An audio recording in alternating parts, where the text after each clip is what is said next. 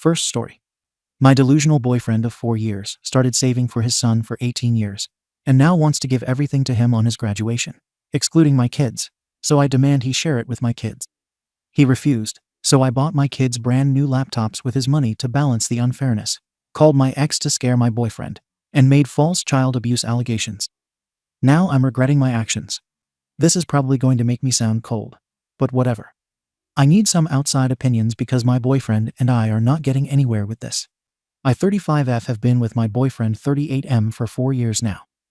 I have 2 kids from a previous relationship, a 12-year-old daughter and a 14-year-old son.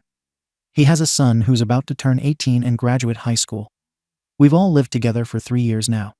We're not married, but it's been very much like a blended family situation. Or at least I thought it was. So, the issue is this savings account my boyfriend has for his son. Apparently, he's been putting money aside since the kid was born, little by little at first, and then more as his income grew. He's now got over $40,000 in there. His goal was $50K, but he said he didn't quite make it. Still, he's acting like it's the biggest accomplishment of his life. He's always made a point to say that money was only for his son. That's fine, I didn't argue back then. But things have changed since we moved in together. We're a unit now. We've been sharing finances. He helps me pay off my debt. I had some from my ex screwing me over. We split bills, and we shop and cook for 5 people, not 3. He doesn't just support his son anymore. He supports my kids too, and I've done my part emotionally and practically to raise his son. So when I brought up the idea of dividing that money equally between all the kids, he flipped. Let me be very clear. I'm not asking for the money now. I said, let's split it into 3 parts. 1/3 goes to his son when he graduates, and the other 2/3 get held for my kids when they reach 18. That's literally it. I'm not trying to take anything from his son. I'm just saying it's not fair to act like the other 2 don't exist. Especially when they've all grown up under the same roof the past few years. He said no. Flat out. It was honestly disgusting how quickly he shut me down, like I was asking him to sell a kidney. He's making this big emotional thing about working so hard and sacrificing, and how the money belongs to his son. Okay, but we're supposed to be a family, right? When you're part of a blended family, the rules change. You can't just pretend your kid is the only one that matters. I've noticed for a while now that he prioritizes his son over my kids in subtle, but obvious ways. Like when his son needed a car to get to work last year. He co-signed a used Honda and even paid the down payment. When my daughter asked for a new Chromebook for school because her old one was slow, he said it wasn't in the budget. But magically, a few weeks later, his son's car needed repairs, and guess who covered it without hesitation? It's stuff like that that's been building up. I've let a lot of it slide because I get it, he's known his son longer. They've got history, and he's proud. But this savings thing is different. This isn't about car repairs or gifts. This is life-changing money. $40,000 isn't pocket change. That could help all our kids start off right. And no, I haven't been saving for my kids, not because I didn't want to, but because I was literally trying to stay afloat after my divorce. I had to restart everything, rebuild my credit, and pay down debt. Meanwhile, he was able to stash money away uninterrupted. That's a luxury I didn't have. And now, because I didn't have that advantage, my kids get screwed. I even tried framing it as a gesture of love and fairness. I told him, this is a chance to show all the kids that we care about them equally. That we're in this together. He scoffed and said it was his money and his choice. I can't lie, that stung. Especially when I've been bending over backwards to make his son feel included. When we all do family outings, I pay for extras so the boys can do things together. I've bought his son birthday gifts, driven him to sports practices, and helped with college essay brainstorming like a second mom. I asked him point blank if he loves my kids. He said, of course, but then added, not the same as my son. I was speechless. Like, who even says that out loud? I get that people have biological attachments, I'm not delusional. But to say it with no shame, to say it as a defense for hoarding all the money for one child. That was about 2 weeks ago, and things have been tense ever since. He acts like I'm trying to rob him. I feel like I'm living with someone who doesn't see us as a real family. Let's not pretend he's the only one who's sacrificed. I've picked up extra shifts. I've stayed up nights helping all 3 kids with homework, not just mine. I took in someone else's child and treated him as my own, even when his mom wasn't around or involved. But now when I say, let's divide the money fairly, I'm being unreasonable. The worst part is he knows we've hit a wall here. We've talked this thing to death, and neither of us is budging. I think he expected me to drop it eventually, like I did with the Chromebook. But this time, I'm not dropping it. Because this time, it's not about shopping or birthdays, it's about respect. It's about whether he really sees my kids as equal parts of this family, or just tag-alongs. If he can't treat all three of them the same now, what does that say about how it's going to be in 5 years, 10 years? He keeps throwing around that he bled for that money. That it came from his sacrifice. Cool. So I guess my sacrifices didn't count. I guess the nights I held down this house while he worked late. The times I watched all three kids so he could sleep in. The months I dealt with his mood swings when work was stressing him out, none of that bought me or my kids a say. I brought it up again last night, calmly. I said, "Look, this is causing tension between us. Can we just agree to find a compromise?" He didn't even look at me. Just said, "It's not up for discussion. It's done." So now what? Do I just pretend I'm okay with this? Do I smile and clap when he hands his son a check for 40 grand and my kids get nothing? I'm not jealous of the son, let me be clear.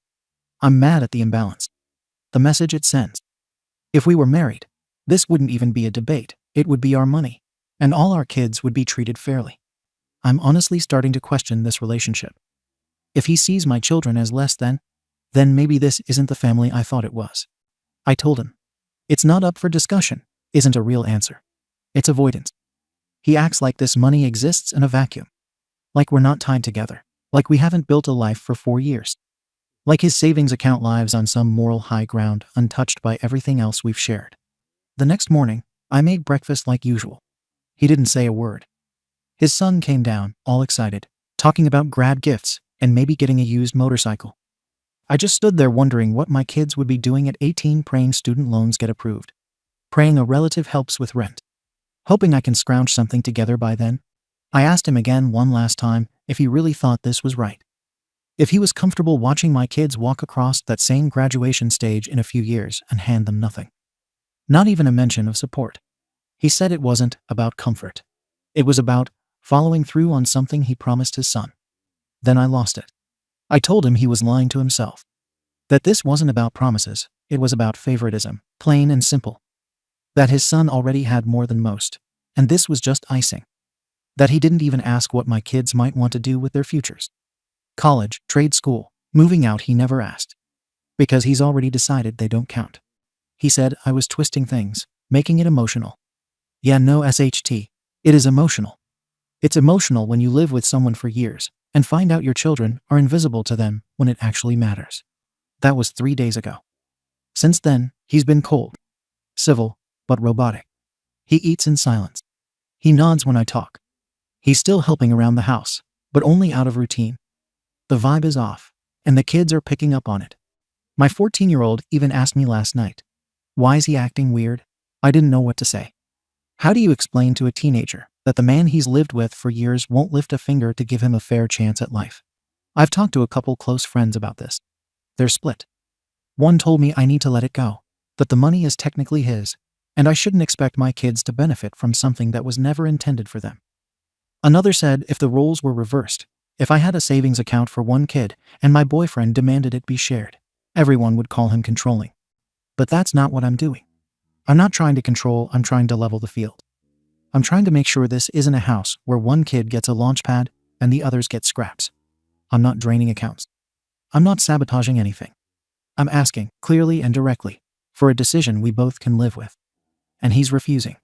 Honestly, the more I sit with this, the more I think the money isn't even the real issue. It's what it represents. It's the fact that I built a home with someone who sees me and my children as guests. People he supports out of obligation, not love. People who will never be real family to him. He says he loves my kids. But when it's time to show it, to back that up with action, he draws the line. I'm not an idiot. I know his son is his priority. I don't expect to outrank his blood. But I thought we were building something bigger than that. A family that included all of us. And now, when it matters most, he's made it clear we're not equals. We never were. And if that's the case, what the hell am I doing here? He thinks he's being noble. That he's some hero for saving money for his son. And maybe he is. But that doesn't mean he's right. That doesn't make him fair. And it sure as hell doesn't make him a partner. So yeah, I'm standing firm. He's not the only one with a hard line. Ada. Comments. Comment 1. YTA. And a delusional one at that. You didn't contribute a single effing dollar to that savings account. You didn't help him build it. You weren't even around for most of the time he was grinding to make it happen. That's 18 years of his blood, sweat, and sacrifice, and you waltz in after 14 years of it already being done and say, let's split it 3 ways. Your logic is off the rails. You expect his kid to give up 2/3 of his future, just so you can feel like your kids are getting fairness from a man who isn't even their stepfather. You're not married. You're not even legally bound. You've been living like roommates who co-parent that doesn't entitle you to force him into financial equality for kids he didn't raise from birth. What you want isn't love, it's equity. That's fine if you're building something together, but this isn't it. You're retroactively trying to write yourself and your kids into his origin story like they were there the whole time. Sorry, life doesn't work that way.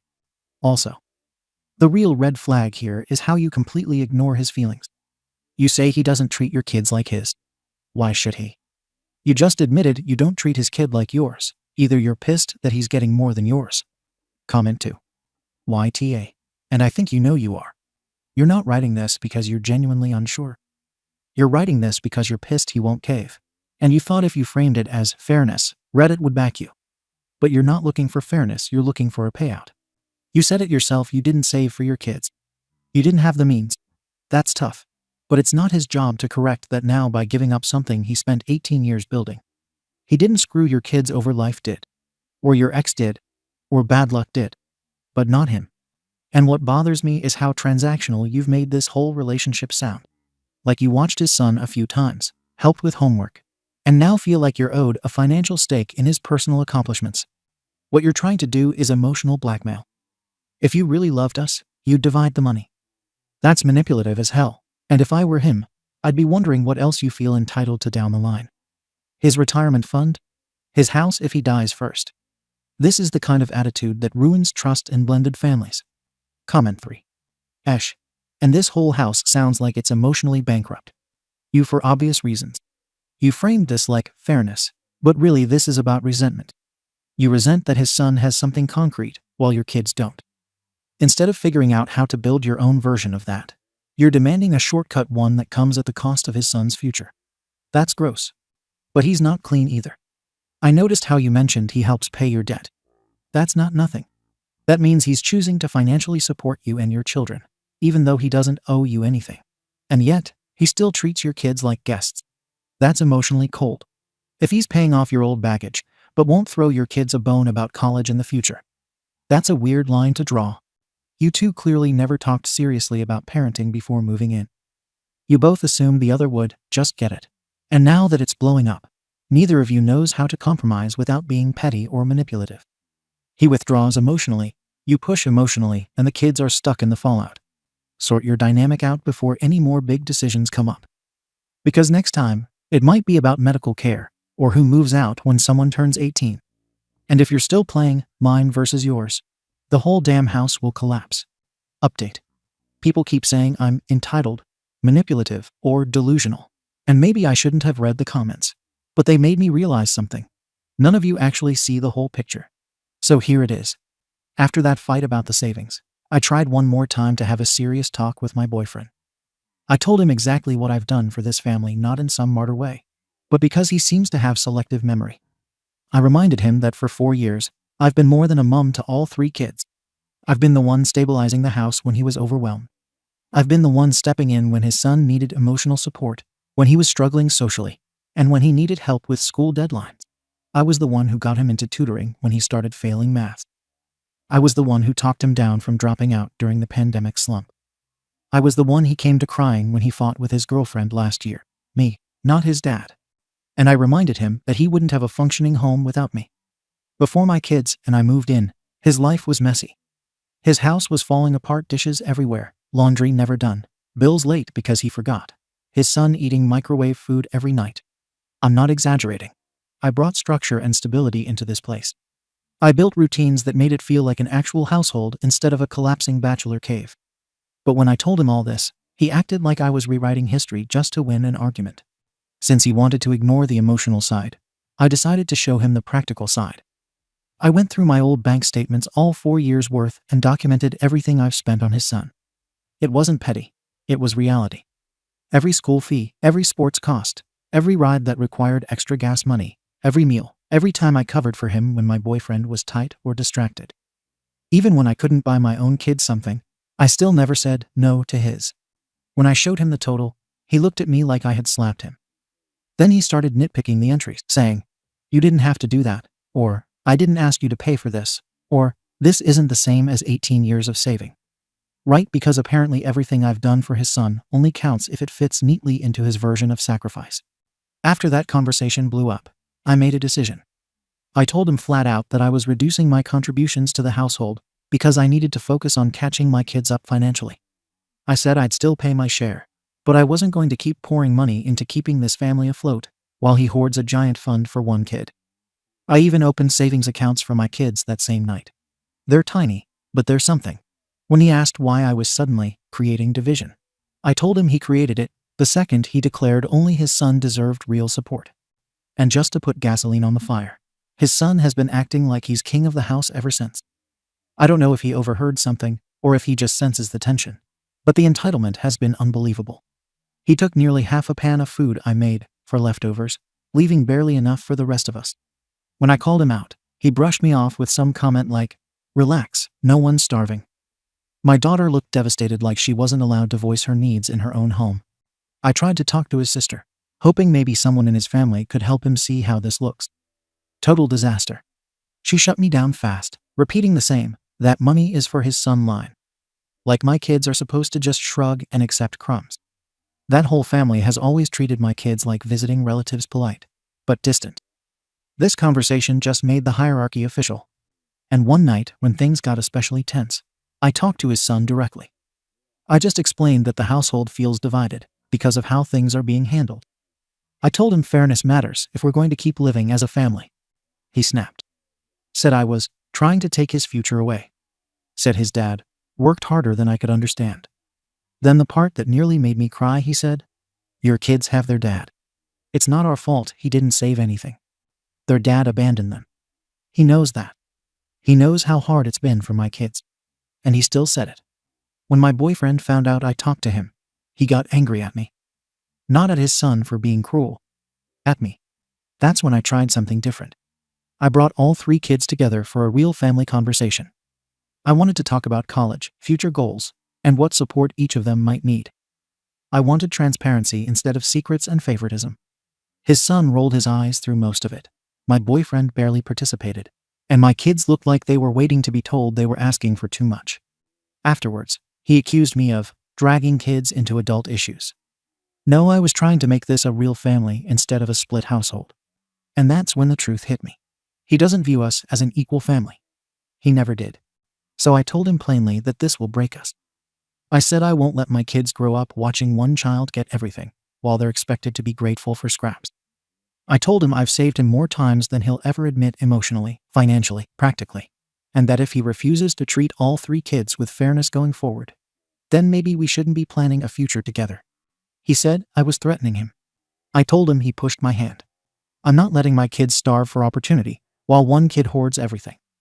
I'm done pretending this is a blended family when he clearly sees only one child as worthy. If he won't budge, I will walk. And I won't apologize for protecting my kids. Comments. Comment 1. You're absolutely out of your goddamn mind if you think 4 years of playing house equals 18 years of sacrifice. You sound like you're building a case in court for why you're owed a cut of something that never belonged to you. That man spent nearly 2 decades scraping and saving for his son long before you showed up with your baggage and a clipboard of emotional invoices. It's like you believe cohabiting is a merger, and his assets become your joint property after some imaginary threshold. You didn't save for your kids. That sucks, but it's not his fault. You've got no legal or moral claim to that money, and trying to emotionally blackmail him into splitting it is twisted. Threatening to leave because he won't give your kids free money he never promised them. Your kids are watching this play out, by the way.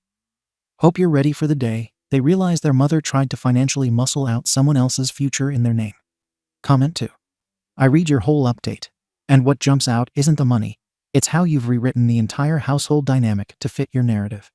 Every sacrifice you list feels like a scorecard, not love. You didn't do those things for his son because you cared, you did them because you expected a return. And now that the return isn't coming, You're pissed and calling it unfair. You keep calling it a family. But you're the one undermining that idea. You went to his family behind his back, then cornered his son with guilt about a decision he didn't even make. That's not someone acting in the interest of the group, that's someone trying to shift the power balance. You say he pushed your hand. Nah, you were already reaching. And the worst part is, you're disguising all this as protecting your kids, while actively dragging them into adult messes they didn't create. Comment 3. I actually don't think you're the arsehole you're being painted as, but you're playing a losing game, and you don't even see it. You've convinced yourself that you earned part of that money through emotional labor and household support. And emotionally, maybe you did. But legally, financially, no, you didn't. That's why he's so hardline. That money is sacred to him. It's the only long-term thing he's managed to do right as a parent. You're trying to pry it open feels, to him, like betrayal. And now you're doing what people do when they feel powerless, throwing emotional grenades and calling it justice. And now you're here saying you saved everyone's life. That's a hell of a reach. But I do get your rage. You see inequality growing under your roof. You feel like your kids are being made to watch another child be launched into life while they sit in the dust. That's painful. I get it. Still, your boyfriend didn't cause your kids' disadvantages. And you can't fix inequality with entitlement. You have to build your kids their own future, not hijack someone else's. This whole situation screams of missed planning, mismatched expectations, and now mutual bitterness. You might be right in your feelings, but you're wrong in your actions. Update. Honestly, I thought after our last blow-up, he'd at least try to meet me halfway. But it turns out the man I've supported, defended, and sacrificed for was just waiting for the first excuse to cut me and my kids loose. I guess this is what happens when you put your heart into a man who only sees his and never ours. After our conversation where I told him I wouldn't back down, I started noticing subtle shifts. He got colder. He stopped eating dinner with us. He stopped saying goodnight to my kids. The emotional detachment was so blatant that my daughter asked me if he hated her now. I told her the truth. Some people only care when they're getting everything their way. I tried to get help, real, institutional help. I spoke to the school counselor about how all this division was impacting my kids. I explained that they were living in a home where they were being treated like they didn't matter, that they were scared, confused, and increasingly withdrawn. The counselor was polite, but I could tell she didn't want to get involved. She offered some generic pamphlets about blended family conflict and said she couldn't write any formal report without seeing real evidence of neglect or abuse. So apparently, unless my kids are bruised or starving, nobody cares what they're going through. Just like their own stepfather. After that, I called my ex. Yes, he's been useless. Yes, he's behind on support and has been out of the picture. But I thought if he stepped in even just on paper, it would scare my boyfriend into realizing that I had other options, that he couldn't just cut us off and expect us to roll over. My ex agreed to show up once and pretend to rebuild contact. But the moment he walked in the door, my boyfriend lost it. He acted like I'd dragged in a burglar. I told him flat out, if he won't be a father figure to my kids, then I'll find someone who will. That was the last conversation we had before things fell apart. The next day, I bought new laptops for my kids. Decent ones, not luxury, but solid machines so they could do schoolwork properly. I used our joint household account because, frankly, my kids have spent years watching his son get everything without question. I told myself this was balancing the scale, not stealing. When he saw the charge, he went ballistic. Called me reckless, said I was stealing from his son. As if his son was going to starve now because I bought 2 $500 Chromebooks. Get real. The part that pushed things over the edge, though, I got creative. A few days after the blow-up, I invited a friend of mine over. She's not a lawyer, but she works in a legal office and knows enough to sound convincing. We had dinner and casually brought up parental equity in blended families and cohabitation rights. My boyfriend sat there silent, steaming. I didn't care. He needed to hear that he's not the only one who gets to call the shots. Apparently, that was it for him. That weekend, he told me we needed to talk. I assumed he was finally ready to come to his senses. Instead, he told me, "You need to move out. This isn't working." He said I had 30 days to find a place and pack. I said no. That house has been my home for 3 years. My kids are home. We made that house work. I cleaned it, filled it, built the routines, and created the warmth. And now, because I pushed back for once, I'm being told to leave like some live-in babysitter. He said if I didn't go, he would, and he did. 2 days later, he and his son packed their things and moved in with his sister. Just walked out. No plan for the kids, no checking if we'd be okay. He even disconnected the Wi-Fi on the way out. That's the kind of person he really is. Now, he's threatening to have me evicted. Says he's talking to a lawyer, that I'm squatting in his home. But here's the part he didn't plan for. I got legal help too. My friend put me in touch with someone who actually knows the law, and I found out I have rights. I've lived here long enough to be considered a tenant. I've contributed to the household financially and functionally. You don't just get to throw someone out like trash when they stop serving your personal goals. So no, I'm not moving. Not yet. My lawyer filed for time. We're going to challenge the eviction if he tries it. If he wants me out, he's going to have to go through the legal process like everyone else. In the meantime, I'm not sitting quietly. I've already started documenting everything: texts, bank transfers, what I've spent over the years. I'm going to build my case. He wants to make this about money. Fine. I'll show him exactly how much he owes me. And just to be clear, this isn't about revenge. This is about justice. You don't get to treat someone like family when it's convenient, and then toss them out when they stop being easy. My kids deserve better. I deserve better. He built his life around a narrative where he was the sole provider, the noble father, the hero. But the truth is, I kept that house running. I kept him stable. I gave his son a peaceful home. And now that I've asked for fairness, he wants to erase all that. I won't let him. I don't know how long I'll be able to stay here. I don't know what he's planning next. But I'm not leaving without a fight. I've sacrificed too much, and I won't let this man rewrite the story now that I'm inconvenient. He thinks he can walk away and keep everything. Not this time. Comments. Comment 1. The wildest part to me is how little self-awareness you have about the emotional damage you're doing to your own kids. You're teaching them that being denied something someone else earned is oppression. That fighting dirty is love. That staying in a home where you're unwanted is some kind of moral stand. It's not. It's dysfunction. Your boyfriend's not innocent, either moving out instead of formally handling it head-on. Coward move. But at least he didn't weaponize the kids.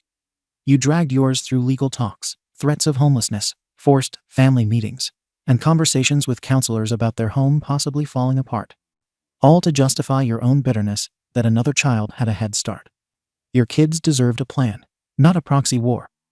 You're not protecting them, you're conscripting them. Comment 2. I'm honestly shocked you typed all that out and didn't realize how bad you look. You went to a school counselor to get documentation for a financial fight. You used your kids' emotional well-being as ammo. Then you pulled your deadbeat ex out of the shadows like a prop just to rattle your boyfriend. And when that didn't work, you went and bought nearly $1,000 worth of laptops using joint money after the argument as if that proved a point.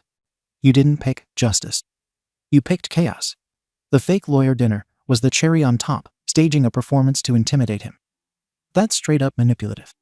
If he had done even one of those things to you, Reddit would be screaming, run. He didn't throw you out. He removed himself from the blast zone because you turned your shared home into a psychological battlefield. Update. It's been a long time since I posted, mostly because everything that happened after the last update drained me to a point I didn't think was possible. I thought things were bad before, but the aftermath turned into something I genuinely don't know how to process. I'm writing this because I don't want the last thing anyone sees to be all the lies people told about me. I want the truth out there.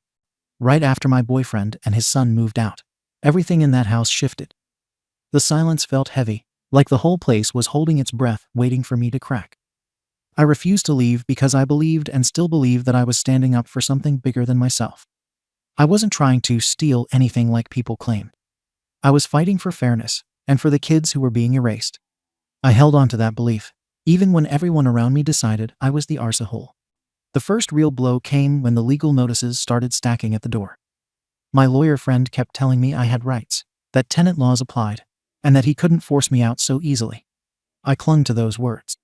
I trusted her because she was the only person who didn't treat me like I was insane for asking for equal treatment.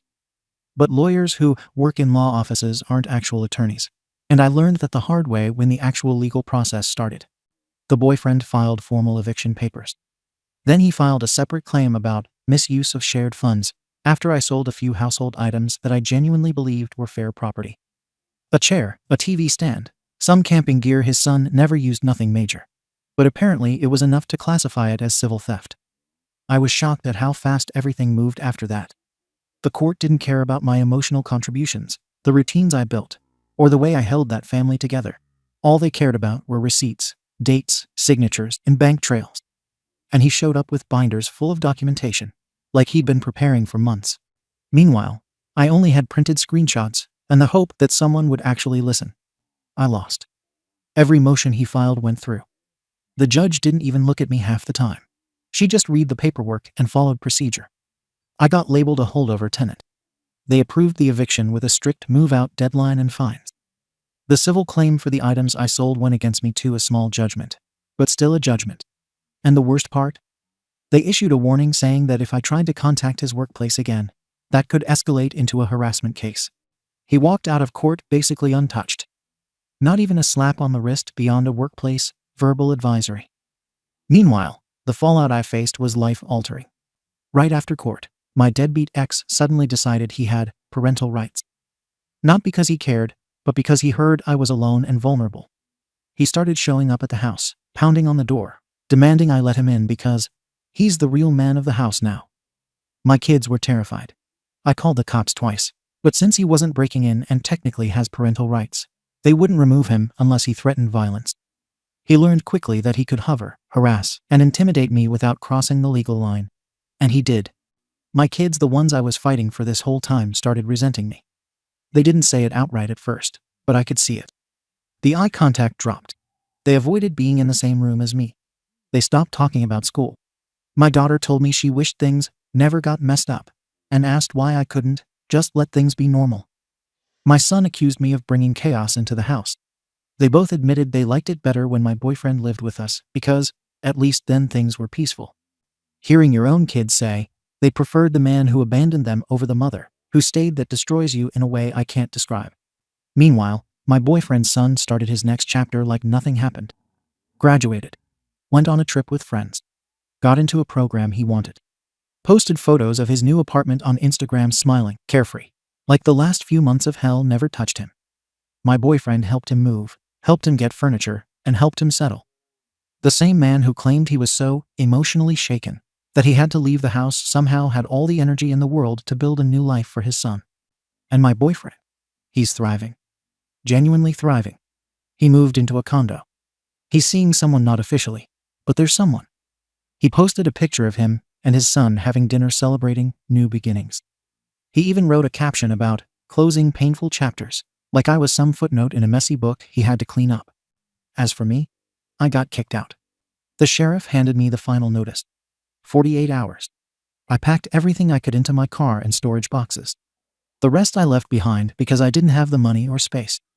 Standing in that doorway for the last time, I didn't feel relief. I felt robbed.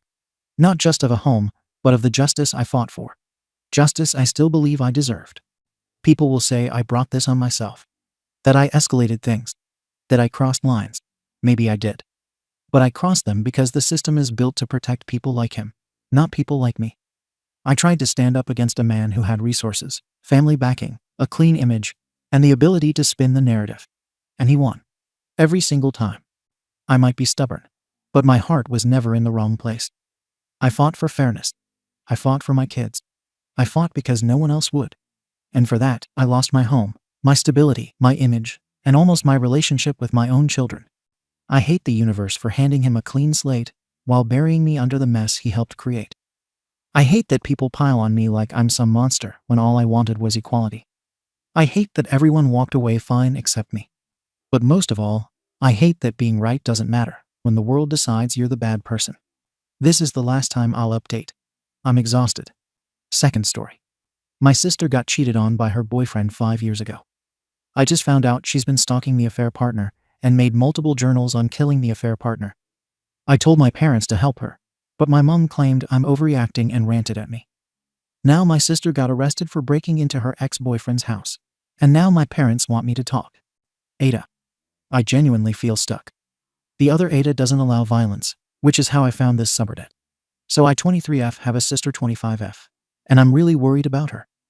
Her ex cheated on her 5 years ago with this woman, and ever since, she's been obsessed and stalking her. At first she said it was to see if she got karma for what she did, but now it's turned actually psychotic and maybe violent, and I don't know what to do or if I should tell my parents. My sister started dating this guy when she was in high school. He came to our house a million times, and we all saw him as a part of our family, especially when they stayed together after graduation. 5 years ago, he cheated on my sister. She found out a few days after their 5th-year anniversary when they were like 20. The girl he cheated with knew he had a girlfriend, but that didn't stop her from hooking up with him. My sister was, of course, devastated, but she gave him another chance, and a few weeks later he ended up breaking up with her, and she found out that he never stopped talking to the other girl, even though she forgave him. When she was exposing the side chick in the beginning on her Snap stories, I of course understood and supported her as her sister, and found the girl disgusting. I thought my sister would get over it with time, and was there for her from the beginning. After 2 years, I was shocked she hadn't moved on. She forgave her ex, and even slept with him after the breakup, but she always hated the girl. The girl blocked her everywhere, but my sister still watched all her pages and knew everything she did. If the girl posted herself at a restaurant on her story, my sister would drive to it and eat there and purposely walk by the girl's table to make her ashamed of what she did. She also knew where she lived and her work schedule, and followed her around all the time, and would constantly tell me how much she hates her, and how she's never wanted someone to be dead so bad. I found it very concerning, and when I told my sister she needs therapy, and that our parents should know how badly and long this has been affecting her, she shut down completely and told me she was just joking and hasn't told me anything since. That was 3 years ago. My sister has dated casually briefly since, so I assumed she moved on. It has been 3 years since she told me anything about her stalking and hating the girl, and I had completely forgotten about the situation until this past weekend. My sister had a work trip last week and asked if I could feed, walk, and basically babysit her new puppy, who needs a lot of attention. I said sure, since I'm doing all my classes online this semester, and stayed the week at her apartment. It's a few cities away, so I've only gone to see her a few times since she's moved here. And as a sister, I made myself welcome in her apartment and slept on her bed. I always slept on the left side, but on Saturday I was cold and wanted to sleep on the right side, which is closer to the heater side. And when I laid my head down, I felt something uncomfortable and realized there was something inside of her many pillows. Inside of it was a composite notebook labeled Anna, not her actual name, but the girl her ex cheated on her with. When I saw that, I was shocked. I hadn't thought of the name in years. The journal was so scary. Basically, she never got over the situation, and has been waiting on karma to get the girl back for being the other woman. But it hasn't. I didn't keep up with the girl's life, but she moved away years ago, got married, and makes lifestyle content for what looks like fun since she doesn't have many followers on any of her pages. Her life seems perfect. My sister goes on and on about how much she hates this woman. But what scared me is that my sister flew out to this girl's city to stalk her in person and figure out what house she lives in.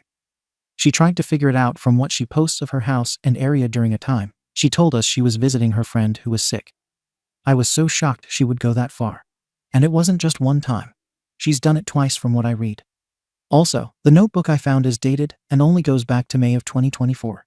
So I assume she has multiple other ones, none of which I could find.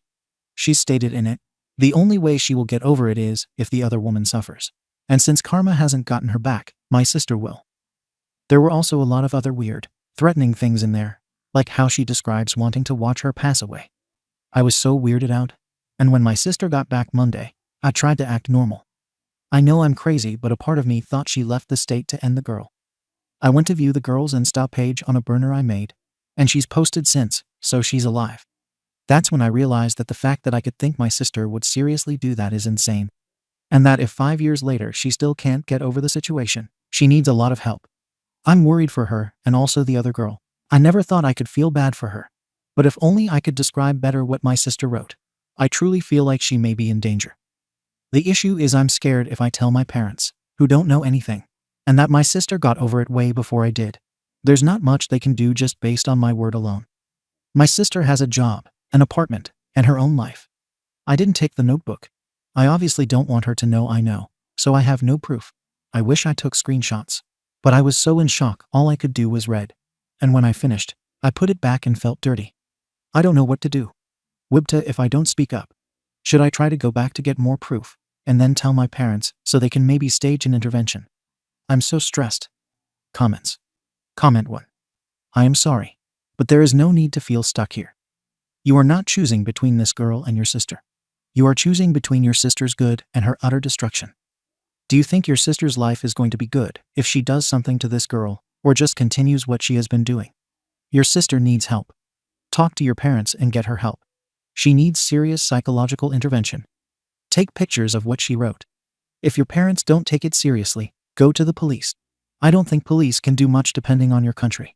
But maybe they'll help convince your parents to get her help at least. Your sister needs you to be her family and get her the help she deserves. Comment 2. You need to speak up. Now, this is not normal heartbreak or lingering resentment. This is full-blown, escalating stalking behavior with real potential for violence. You are absolutely not the arsehole for reporting this. But you would be complicit if something happens and you stay silent. Why this is a real risk. Your sister's behavior has crossed multiple red lines. 1. She has been obsessed with this woman for 5 years long past, when most people would have moved on. 2. She physically tracked her in real life, not just online. Stalking someone across state lines means this is no longer just an emotional fixation. It's a growing, tangible threat. 3. She keeps a journal documenting violent fantasies and openly writes that she sees hurting this woman as the only way to move on. 4. She has already lied to cover her stalking trips. If she's willing to deceive her own family, she is fully capable of taking further steps. 5. She believes karma hasn't punished this woman enough, so she might take justice into her own hands. This mindset is incredibly dangerous because it suggests she thinks violence is justified. What you need to do: 1. Tell your parents ASAP. Even if they don't believe you at first, insist that they listen. Your sister may be functional in other areas of life, but this specific behavior is not rational. 2. Gather any proof you can. If you have access to her notebook again, take photos or notes. If you remember past conversations where she admitted to following or stalking this woman, write them down. 3. Consider going to the police. Even if you don't have physical proof, you can file a stalking tip or welfare concern. Law enforcement may not act immediately, but putting her on their radar could prevent something worse later. 4. Reach out to a mental health professional if she'd be open to it. Your sister clearly needs help, and she may not realize how deep she's fallen into this obsession. If she refuses, that's even more reason to escalate the situation. 5. Warn the woman if possible. If there's a safe way to do so, like anonymously, letting her know she may be in danger gives her a chance to protect herself. This isn't about tattling. It's about preventing a crime. If your sister actually follows through on her threats, you will regret staying silent forever. Stalking cases often escalate from watching, following, confronting, physical harm, or worse. She is already at stage 2 or 3. If you wait until she makes a direct move, it might be too late. It's scary. But you have the power to intervene before this turns into something tragic. Do not second-guess yourself. Speak up now. Update. Thank you to everyone who replied to this and gave me a lot of feedback on what to do. This was almost a year ago, and a lot has happened. A lot of people recommended that I tell my parents, so I did. They were so shocked, but said I must be overreacting, and that maybe I misunderstood what I saw.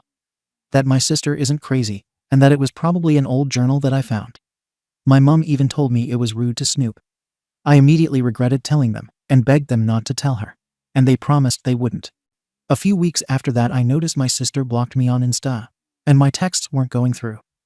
I found out that my mom slipped up the night before and told my sister over the phone what I told her, and my sister told my mom that I'm crazy, that she doesn't even journal anymore, and that I was just trying to paint her out to be a bad person. My mom told us that we were being petty and to just drop it, but my sister completely cut me off and didn't speak to me for months. I just moved on with life. A few months ago, my sister was arrested. She got extremely drunk and went to her ex-boyfriend's house and tried to break in. There is Ring camera footage of her confessing her love for him, saying that she will never leave him alone, and then him having to open the door and her trying to kick it down. This man is married with kids. This was crazy. I never thought something like this would happen. When my parents found out, they immediately believed me, sat me down and asked me to tell them everything that I read again. My mom told me that she just didn't want to think that it could ever be true, that my sister was still crazy and stuck on this. And that's why she told me that she didn't believe me at first. But now she does, and they both apologized. My sister got out of jail on bond, and when she did, my parents told her that if she wanted them to pay for a lawyer, they would have to see her journals. She refused, so my parents kept their word, and my sister got a public defender. This is when she reached out to me and asked me to beg my parents to pay for a lawyer since her trial is coming up. I told her that we were scared for her, and that we love her. But she needs help, and she won't let us help her. There's nothing we can do. She ended up getting 2 years of probation for what she did. She stopped speaking to my parents as well after they didn't pay for her lawyer. We found out 2 weeks ago that she had been arrested for moving out of state while still on probation. She broke the probation rules. Where did she move? To the same city as a woman she was stalking. I can't even DM the other woman because her page has been private now for a few months. When I told my parents this, they both started crying. She had a warrant out for her arrest and was recently arrested just last night.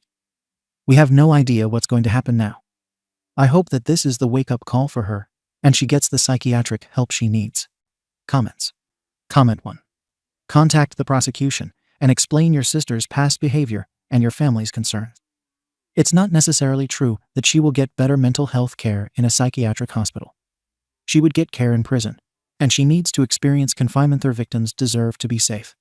Comment 2. NTA, please don't wait for your sister to actually physically assault or end this woman. Like others said, go to the police or the prosecution and tell them about the journals. If you're not willing to do that, then contact the ex and tell him and ask him to please contact this woman and give her a heads up at the very least. Your sister needs some serious downtime in a facility for everyone's sake, including hers. OP. But I have no proof.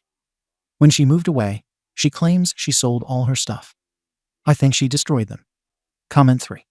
Dude. Share the info about what she's written about the other woman with her probation officer. Your sister has consequences for her ex, but the other woman may be oblivious and in danger. Or is the affair partner married to the ex? Your sister already cut you off. Come clean. OP. No, the other woman is married to another man. For all I know, she has no current connection to my sister's ex still. And how can I contact her PO? She doesn't speak to me.